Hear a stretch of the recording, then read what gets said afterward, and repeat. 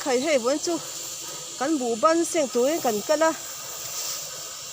bù muốn à vay mi mà là tầm bốc xe sao mà nó choạc mấy chú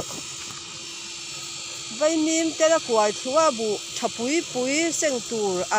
làm sai cán tao chú tí na cái này sao mà mình lâu bẩn nó sạch lé mấy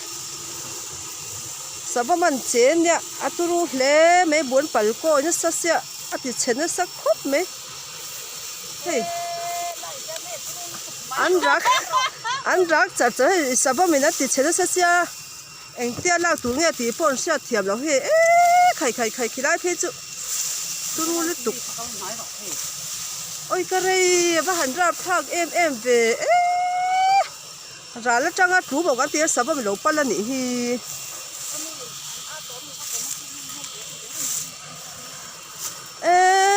khai hết tiếng em á sao mà anh cái tiếng bút lo hết đập bắt sao mà còn chua mấy nè khai ra phag tục ôi sao mà mình còn xuân nghe đi anh chén lé mấy bữa chú ôi cái này cán bộ thập mùn ra phao liên tục đâm bắt sập là khi chúng đi giàn nè chúng đi giàn trăng ơi thổ trần giàn lệ thổ lệ giàn tất bây giờ nó khỏi đó nhỉ ôi cái này ra phao liên tục em đấy ra là trăng bây giờ em có phú cái lỗ mà thú một cái tiếc sập mà nó khỏi nhỉ hey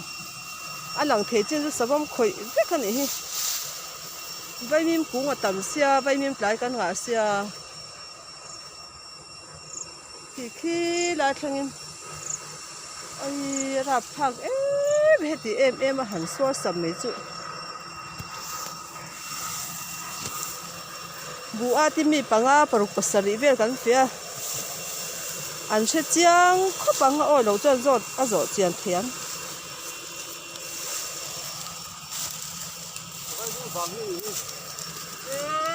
ra phao tục